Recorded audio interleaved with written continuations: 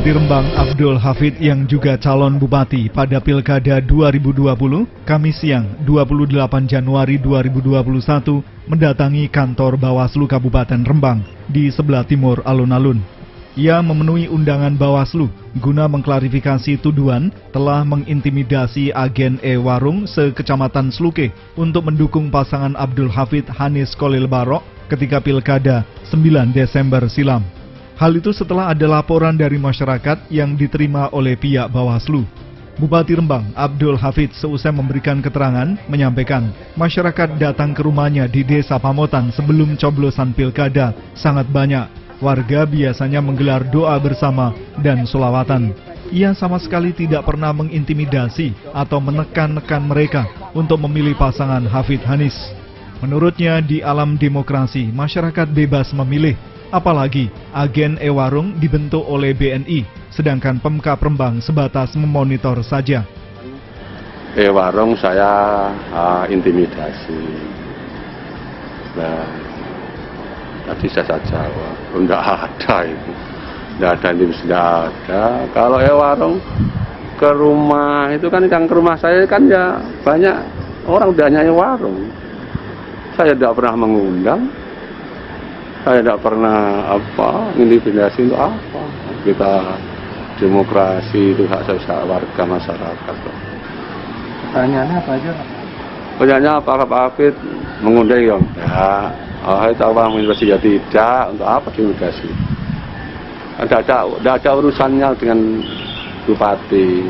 Warung kan yang bentuk itu BNI, yang punya kewenangan dia BNI, kan gitu. Kami dari pemerintah daerah itu hanya memonitor perjalanan di lapangan, itu pun sudah kita delegasikan ke TIKOR, tim koordinasi yang dipimpin oleh Pak Sekda. Sekretarisnya itu Kepala Dinas Sosial. Jadi tidak ada apa-apa kok. Ada laporan bupati bisa mengganti, ya tidak ada, bupati bisa mengganti, tidak ada. Apakah bupati akan melaporkan balik karena namanya masih saja terus dikait-kaitkan? Hafid menegaskan tidak perlu.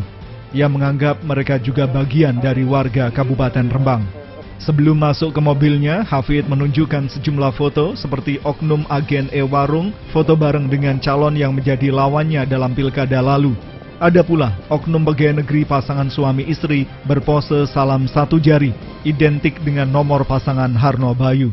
Hafid merasa kalau dirinya terus dituduh mengintimidasi e-warung kemudian menggerakkan pegawai negeri, tapi dari foto-foto tersebut masyarakat bisa menilai sendiri. E-warung Sluke ini 01 loh, ini jempol 1, bukan saya. Ada rencana melaporkan balik? Enggak. Untuk apa? Ya, untuk apa? Semua ini warga Rembang demi Rembang, ya sudah lah. Nanti 5 tahun lagi kan ada forumnya lagi. Ketua Bawaslu Kabupaten Rembang, Toto Suparyanto, menjelaskan, terkait laporan ini pihaknya mendalami posisi bupati dengan e-warung. Mengingat isi laporan bahwa bupati diduga menyalahgunakan program dan kegiatan untuk menguntungkan salah satu pasangan calon.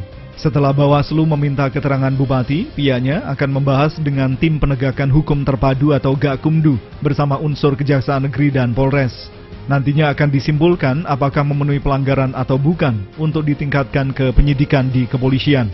Toto membenarkan meski pilkada sudah lama selesai, namun pihak pasangan calon Harno Bayu maupun masyarakat masih banyak melaporkan dugaan pelanggaran. Sejak rekapitulasi suara pilkada ditetapkan KPU tanggal 15 Desember 2020 hingga sekarang, total ada 53 kasus dugaan pelanggaran yang dilaporkan. Menurut Toto, laporan berentet ini merupakan tanda kelemahan undang-undang pilkada karena tidak diatur batasan waktu laporan, melainkan bunyinya sejak diketahui.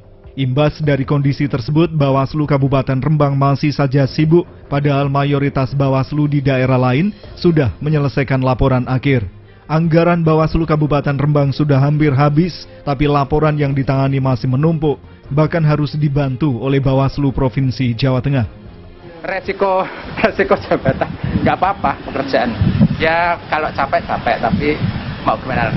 Tapi prinsip kami punya pimpinan. Setiap kami ada persoalan yang tidak bisa kami selesaikan, pasti kami konsultasikan. Besok penanganan kasus yang 16 kasus 9 itu dibantu Bawaslu Provinsi. Karena saya itu staf terbatas, anggaran semakin hilang, semakin habis anggaran ini. Masa kita mau disuruh kerja, anggaran sudah habis.